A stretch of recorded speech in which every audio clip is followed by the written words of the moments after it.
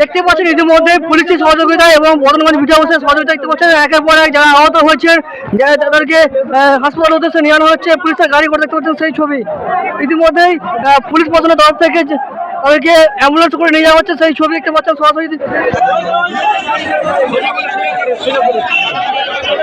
যে সকল যাত্রীরা গুরুতরভাবে জখম হয়েছেন অনেকের পা আঘাত হয়েছে এবং অনেকজনের স্পট ডেথ হওয়ার খবর পাচ্ছে এবং দেখতে পাচ্ছি ইতিমধ্যেই পুলিশের সহযোগিতা এবং বদনগঞ্জ বিচার সহযোগিতায় তাদেরকে গ্রামীণ হাসপাতালে নিয়ে আনা হচ্ছে।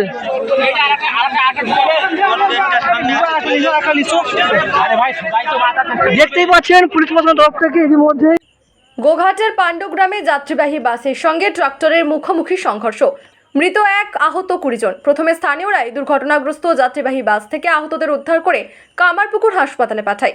পরে কামারপুকুর হাসপাতাল থেকে আরামবাগ মেডিকেল কলেজ হাসপাতালে আহতদের রেফার করা হয়েছে।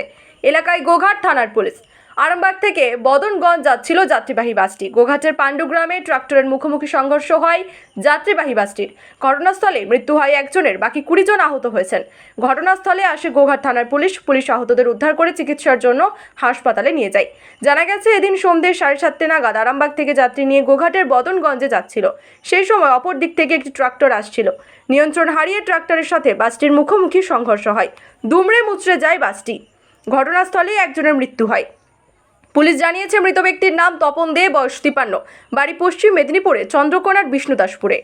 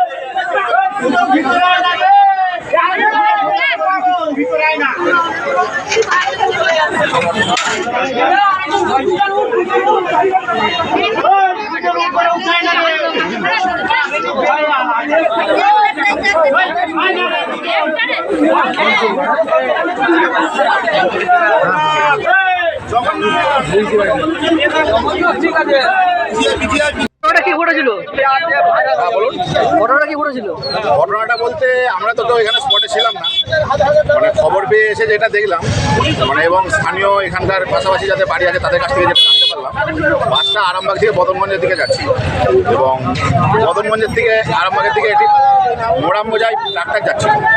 এবং দুজনে মানে মুখোমুখি সংঘর্ষ হয়নি, হয়েছে সাইডে।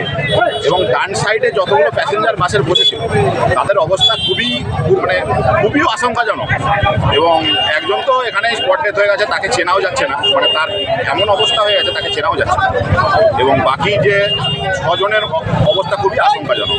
এবং সেই যে 6 জন আহত ব্যক্তিকে বদনগঞ্জ বিট হাউস থেকে তাদের যে পেট্রোলিং ভ্যান, ওনারা ওই পেট্রোলিং ভ্যান এবং স্থানীয় বাসিন্দাদের সহযোগিতায় ওনাদেরকে সঙ্গে সঙ্গে কামারপুকুর হসপিটালে নিয়ে গেছে এবং ওইখানে এখন তারা চিকিৎসাধীন অবস্থায় আছে।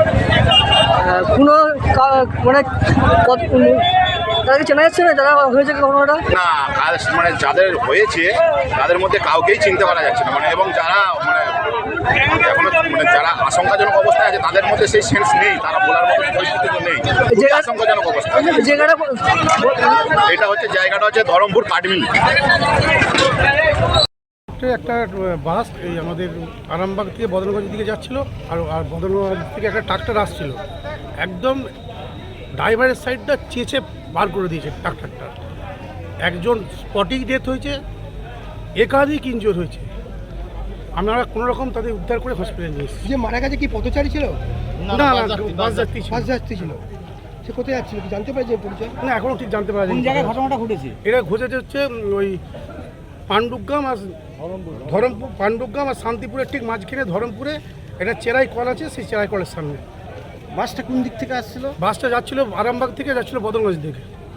কতজন আহত হয়েছে? একাধিক, এখন ঠিক বুঝতে পারছি না কতজন। আমরা অন্যরকম উদ্ধার করে 4টে গাড়ি মিলে উদ্ধার করে নিয়ে এসেছি।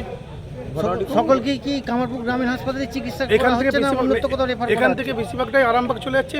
একটা ছোট বাচ্চা, তার লিগামেন্ট না ছিঁড়ে গেছে, সম্ভবত পাও ভেঙে গেছে, ওনাকে কলকাতা নিয়ে যাওয়া হচ্ছে। ঘটনাটা কখন ঘটেছে? ঘটনাটা ঘটেছে সন্ধ্যের দিকে। টাইমটা অতটা বুঝতে পারলাম না। 7:30। আপনার নাম? পাঁচ গোস্বামী।